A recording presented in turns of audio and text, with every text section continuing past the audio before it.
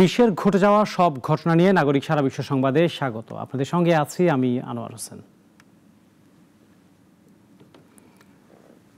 Russia Ukraine যুদ্ধ সমাপ্তির মাধ্যমে স্থায়ী শান্তি প্রতিষ্ঠার লক্ষ্যে সোমবার ইউরোপীয় নেতাদের সাথে বৈঠক করেছেন মার্কিন প্রেসিডেন্ট ডোনাল্ড ট্রাম্প। ছিলেন ইউক্রেনের প্রেসিডেন্ট জেলেনস্কিও। বৈঠকের মাঝে ফোন আলাপে রাশিয়ার প্রেসিডেন্ট পুতিনের সাথেও কথা সারেন ট্রাম্প। বিস্তারিত জানাচ্ছেন শাশ্বতী সরকার। ইউক্রেন যুদ্ধের শান্তিপূর্ণ সমাধান নিয়ে আলোচনা করতে ইউক্রেনের প্রেসিডেন্ট ভলোদিমির জেলেনস্কি সহ ইউরোপীয় নেতাদের হোয়াইট হাউসে আমন্ত্রণ জানান মার্কিন প্রেসিডেন্ট ডোনাল্ড ট্রাম্প। ইউক্রেনের নিরাপত্তা নিশ্চিতের আশ্বাস দিয়ে ট্রাম্প বলেন, যুক্তরাষ্ট্র তাদের খুব ভালো সুরক্ষা দিবে, এতে ভালো ফল আসবে। কল্পনার চেয়েও রাশিয়া ইউক্রেন যুদ্ধ থামানোকে কঠিন কাজ বলে আখ্যা দেন মার্কিন প্রেসিডেন্ট। তবে তার বিশ্বাস দ্রুতই এর সমাধান খুঁজে পাবেন। ইউরোপীয় নেতাদের সাথে বৈঠক চলার মাঝেই রাশিয়ার প্রেসিডেন্ট ভ্লাদিমির পুতিনকে ফোন দেন ট্রাম্প। প্রায় 40 মিনিট কথা বলেন তারা। এদিকে যুদ্ধাবসানে ট্রাম্পের প্রচেষ্টার প্রশংসা করে তার প্রতি কৃতজ্ঞতা প্রকাশ করেছেন জেলেনস্কি। তবে যুদ্ধবিরতির প্রয়োজনীয়তা নাকচ করে ট্রাম্প বলেছেন, শান্তির জন্য যুদ্ধবিরতির কোনো প্রয়োজন নেই। ট্রাম্প দাবি করেছেন, ইউক্রেনের প্রেসিডেন্ট ভলোদিমির জেলেনস্কি এবং রাশিয়ার প্রেসিডেন্ট ভ্লাদিমির পুতিনের মধ্যে একটি বৈঠকের আয়োজন চলছে এবং পরবর্তীতে দুই নেতাকে সঙ্গে নিয়ে ত্রিপাক্ষিক বৈঠক করবেন ট্রাম্প। শান্তি চুক্তিকে স্থায়ী সমাধানের পথ দাবি করে এদিকেই এগোনোর পরিকল্পনা জানান মার্কিন প্রেসিডেন্ট। আলাস্কায় পুতিনের সঙ্গে বৈঠকের মাত্র 3 দিন পরই জেলেনস্কি ও ইউরোপীয় নেতাদের সঙ্গে আলোচনা সারলেন ট্রাম্প। শাশ্বতী সরকার, নাগরিক। শেষবার হোয়াইট হাউসে ট্রাম্প জেলেনস্কি বৈঠক পণ্ড হয়েছিল। শান্তি আলোচনায় যুক্তরাষ্ট্র চায় একটি চুক্তি, ইউক্রেন চায় যুদ্ধবিরতি এবং ইউরোপ চায় ইউক্রেনের নিরাপত্তা। এমন কঠিন পরিস্থিতিতে ট্রাম্পের মন জয় করতে নানা কৌশল নেন জেলেনস্কি। শেষমেশ বলা যায় সফল হয়েছেন ইউক্রেনের নেতা। গত ফেব্রুয়ারিতে হোয়াইট হাউসে ডোনাল্ড ট্রাম্পের সঙ্গে বৈঠকের তিক্ত অভিজ্ঞতা নিয়ে ফিরেছিলেন ইউক্রেনের প্রেসিডেন্ট ভলোদিমির জেলেনস্কি। মার্কিন সহায়তার জন্য কৃতজ্ঞতা না দেখানোয় তিনি তখন সমালোচনার মুখে পড়েছিলেন। তবে এবার বৈঠকে ট্রাম্পের মন জয়ে তিনি ভিন্ন কৌশল নিয়েছেন। আধা ঘন্টার এই বৈঠকে জেলেনস্কি ট্রাম্প ও মার্কিন প্রশাসনকে বারবার ধন্যবাদ জানিয়েছেন। বিবিসির প্রতিবেদন বলছে, বৈঠকের শুরুতেই তিনি 6 বার ধন্যবাদ দিয়েছেন, এমনকি প্রথম 10 সেকেন্ডেই 4 বার ধন্যবাদ বলেছেন। এবার জেলেনস্কি তার স্বাভাবিক সামরিক পোশাক ছেড়ে গাঢ় রঙের স্যুট পরেছেন। ধারণা করা হচ্ছে, ফেব্রুয়ারিতে সামরিক পোশাকের জন্য ট্রাম্পের নাখোশ হওয়ার কথা মাথায় রেখেই তিনি এই পরিবর্তন এনেছেন। বৈঠকে ট্রাম্প হালকা রসিকতা করে বলেন, আজকে বেশ সাজগোজ করে এসেছেন। এমনকি রক্ষণশীল সাংবাদিক ব্রায়ান গ্লেনও জেলেনস্কির পোশাকের প্রশংসা করে বলেন, আপনাকে এই পোশাকে অসাধারণ দেখাচ্ছে। তবে জেলেনস্কি হাসি মুখে বলেন, আমি এখনো একই ধরনের পোশাক পরি। এই কথায় রুম জুড়ে হাসির রোল ওঠে।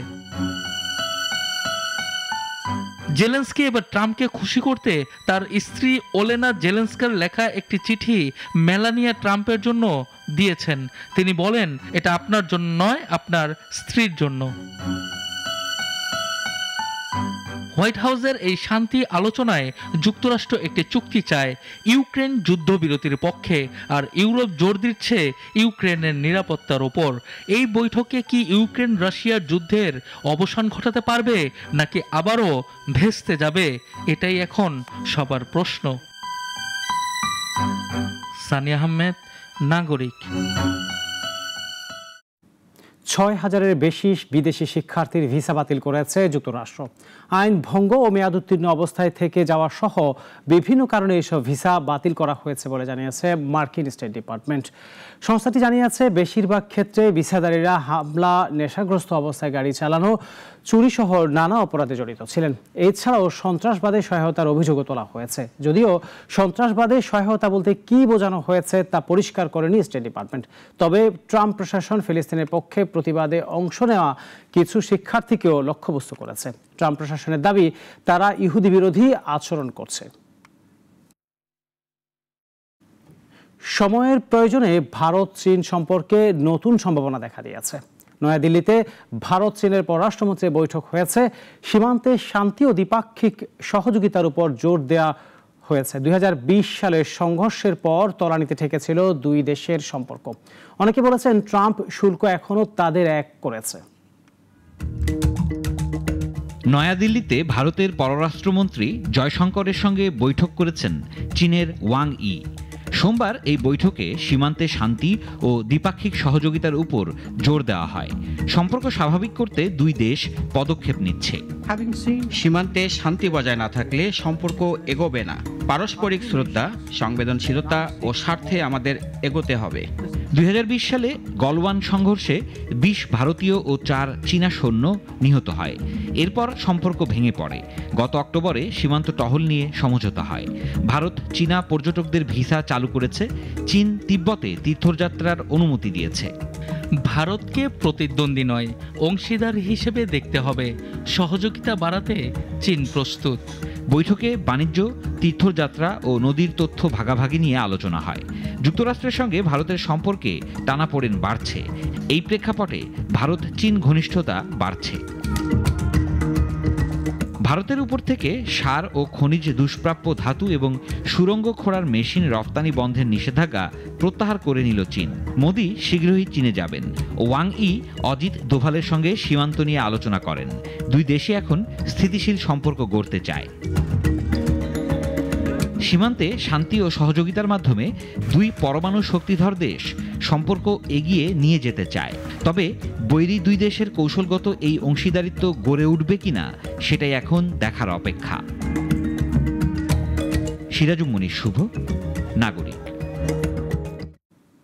ভাবুন তো একটি চশমা কথা, যেটি তথ্য সব মনে রাখতে পারে। চীন আবিষ্কার করেছে এমন চশমা। ওহাই গ্লাসেস টাউন এআই চালিত স্মার্ট চশমা নিয়ে বিশ্বে ঝড় তুলেছে।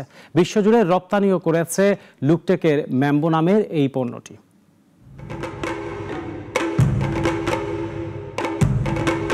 জ্যাজিয়াং প্রদেশের ওহাই জেলা একসময় ঐতিহ্যবাহী চশমার জন্য পরিচিত।